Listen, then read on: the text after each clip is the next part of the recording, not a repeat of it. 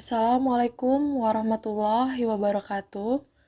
Perkenalkan, nama saya Agustina Sari Rahayu.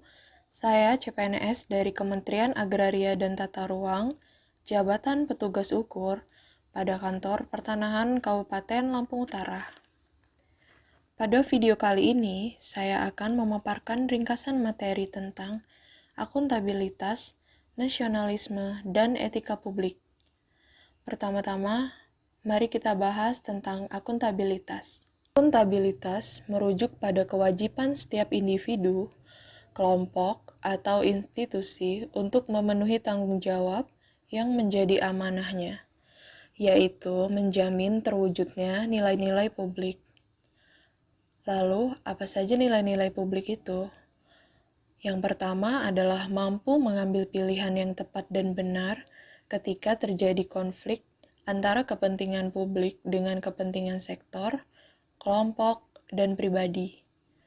Yang kedua, memiliki pemahaman dan kesadaran untuk menghindari dan mencegah keterlibatan PNS dalam politik praktis. Yang ketiga, memperlakukan warga secara sama dan adil dalam penyelenggaraan pemerintahan dan pelayanan publik. Yang keempat, menunjukkan sikap dan perilaku yang konsisten dan dapat diandalkan sebagai penyelenggara pemerintahan. Aspek-aspek akuntabilitas. Pertama, akuntabilitas adalah sebuah hubungan. Kedua, berorientasi pada hasil. Ketiga, membutuhkan laporan. Keempat, membutuhkan konsekuensi. Dan kelima, memperbaiki kinerja. 3 fungsi utama akuntabilitas publik. Yang pertama, peran demokratis, yaitu untuk menyediakan kontrol demokratis. Yang kedua adalah peran konstitusional, yaitu untuk mencegah korupsi dan penyalahgunaan kekuasaan. Yang ketiga adalah peran belajar, yaitu untuk meningkatkan efisiensi dan efektivitas. Macam-macam akuntabilitas publik. Yang pertama, akuntabilitas vertikal, yaitu pertanggungjawaban kepada otoritas yang lebih tinggi. Yang kedua, akuntabilitas horizontal, yaitu pertanggungjawaban kepada masyarakat luas. Tingkatan akuntabilitas. Yang pertama, akuntabilitas personal, yaitu nilai-nilai yang ada pada diri seseorang seperti kejujuran, integritas, moral, dan etika. Yang kedua, akuntabilitas individu, yaitu hubungan antara individu dan lingkungan kerjanya. Contohnya adalah antara PNS dengan instansinya sebagai pemberi kewenangan. Yang ketiga, akuntabilitas kelompok, yaitu kinerja sebuah institusi biasanya dilakukan atas kerjasama kelompok. Yang keempat, akuntabilitas organisasi, yaitu hasil pelaporan kinerja yang telah dicapai. Yang kelima, akuntabilitas stakeholder, yaitu tanggung jawab organisasi pemerintah untuk mewujudkan pelayanan dan kinerja yang adil, responsif, dan bermartabat. Dimensi akuntabilitas. Pertama, akuntabilitas kejujuran dan hukum, terkait dengan kepatuhan terhadap hukum dan peraturan yang berlaku. Selanjutnya, akuntabilitas program. Apakah tujuan yang ditetapkan dapat tercapai? Apakah ada alternatif program lain yang memberikan hasil maksimal dengan biaya minimal? Yang ketiga, akuntabilitas proses. Apakah prosedur yang digunakan sudah baik dalam hal kecukupan sistem informasi akuntansi, sistem informasi manajemen, dan prosedur administrasi. Yang keempat, ada akuntabilitas kebijakan, terkait dengan pertanggungjawaban pemerintah atas kebijakan yang diambil terhadap DPR atau DPRD. Menciptakan lingkungan kerja yang akuntabel. Dibutuhkan kepemimpinan, integritas, keadilan, transparansi, tanggung jawab, kepercayaan, keseimbangan, kejelasan, dan konsisten. 5 langkah dalam framework akuntabilitas. Pertama, tentukan tujuan dan tanggung jawab. Lalu, rencanakan apa yang akan dilakukan untuk mencapai tujuan. Setelah itu, lakukan implementasi monitoring kemajuan. Selanjutnya, berikan laporan secara lengkap. Dan yang terakhir, berikan evaluasi dan masukan perbaikan. Akuntabilitas dalam organisasi. Pertama, transparansi dan akses informasi. Kedua, praktek kecurangan atau fraud dan perilaku korup. Ketiga, penggunaan sumber daya milik negara. Keempat, penyimpanan dan penggunaan data dan informasi pemerintah. Kelima, konflik kepentingan. PNS yang akuntabel adalah PNS yang mampu mengambil pilihan yang tepat ketika terjadi konflik kepentingan, tidak terlibat dalam politik praktis, melayani warga secara adil, dan konsisten dalam menjalankan tugas dan fungsinya. Mari kita lanjutkan pada bahasan materi yang kedua, yaitu nasionalisme. Nasionalisme adalah suatu sikap politik dari masyarakat suatu bangsa yang mempunyai kesamaan budaya dan wilayah serta kesamaan cita-cita dan tujuan. Dengan demikian, masyarakat suatu bangsa tersebut merasakan adanya kesetiaan yang mendalam terhadap bangsa itu sendiri.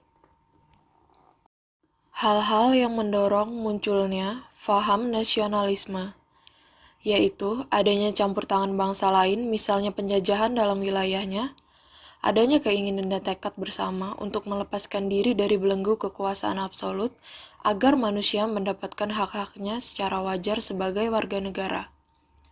Adanya ikatan rasa senasib dan seperjuangan, serta bertempat tinggal dalam suatu wilayah.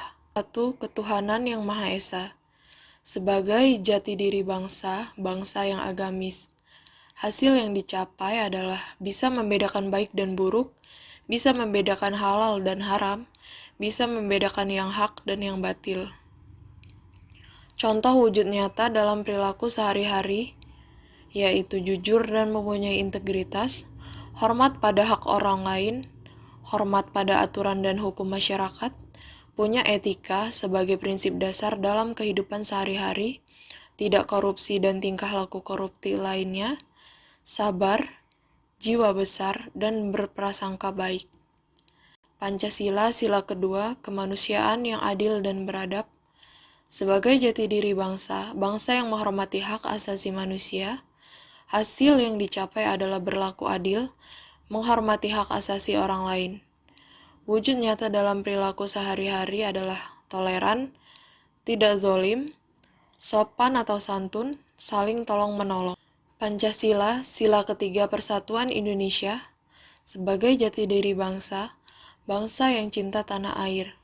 Hasil yang dicapai adalah siap sedia membela negara, siap sedia membela kehormatan bangsa, siap sedia menjaga kesatuan dan persatuan. Wujud nyata dalam perilaku sehari-harinya adalah rukun dan damai, menjaga keutuhan bangsa, menjunjung tinggi kehormatan bangsa dan negara. Sila keempat, kerakyatan yang dipimpin oleh hikmat kebijaksanaan dalam permusyawaratan atau perwakilan. Sebagai jati diri bangsa, bangsa yang demokratis. Hasil yang dicapai adalah tidak mau menangnya sendiri, tidak ngotot, tidak menghalalkan segala cara, tidak berbuat yang merugikan orang atau kelompok lain. Wujud nyata dalam perilaku sehari-hari yaitu mau mendengar pendapat orang lain, siap menang tetapi juga siap kalah, sportif, selalu sesuai aturan main atau mematuhi undang-undang yang berlaku, bertanggung jawab, tolong-menolong, dan tidak anarkis.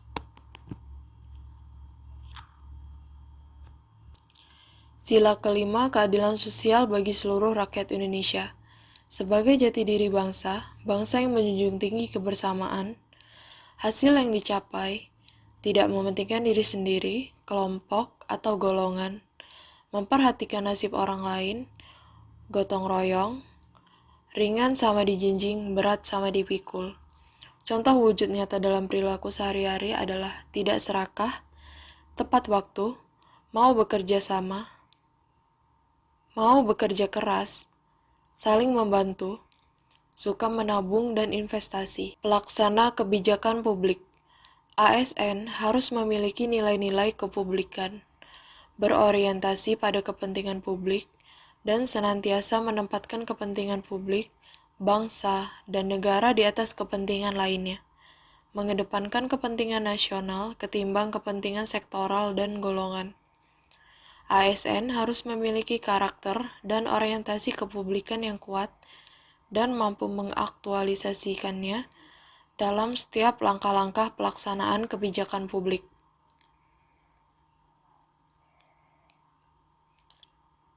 Dimensi kualitas pelayanan publik. Pertama, ada ketepatan waktu pelayanan, akurasi pelayanan, kesopanan, keramahan dalam memberikan pelayanan, tanggung jawab, kelengkapan, kemudahan mendapatkan pelayanan, variasi model pelayanan, pelayanan pribadi, kenyamanan dalam memperoleh pelayanan, dan atribut pendukung pelayanan lainnya. Peran ASN dalam menciptakan kondisi damai. Pertama, ASN harus bersikap netral dan adil. Yang kedua, mengayomi kepentingan kelompok minoritas atau tidak membuat kebijakan diskriminatif. Yang ketiga, menjadi figur teladan di lingkungan masyarakat. Lanjut pada pembahasan terakhir kita, yaitu etika publik.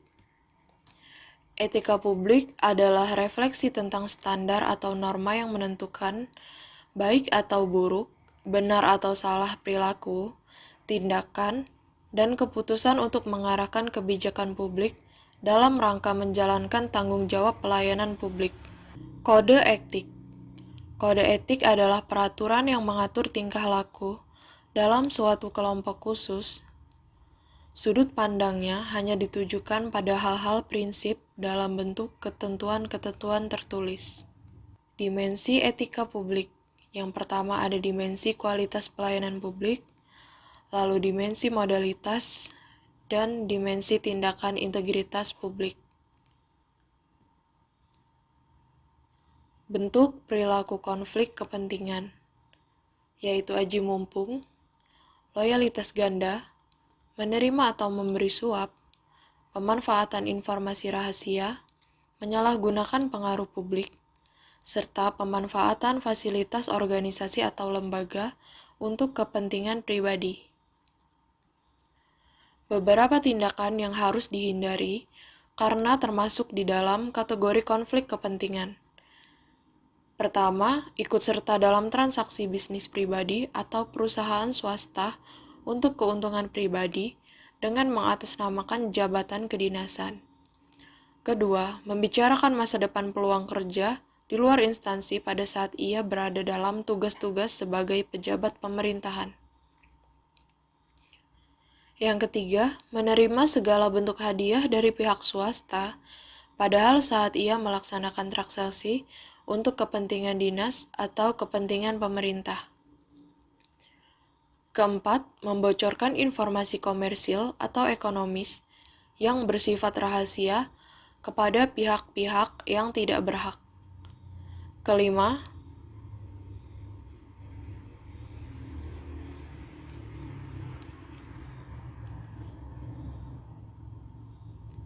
Kelima, terlalu erat berurusan dengan orang-orang di luar instansi pemerintah yang dalam menjalankan bisnis pokoknya tergantung kepada izin pemerintah. Wassalamualaikum warahmatullahi wabarakatuh. Sekian materi yang dapat saya sampaikan. Lebih dan kurangnya saya mohon maaf. Wassalamualaikum warahmatullahi wabarakatuh.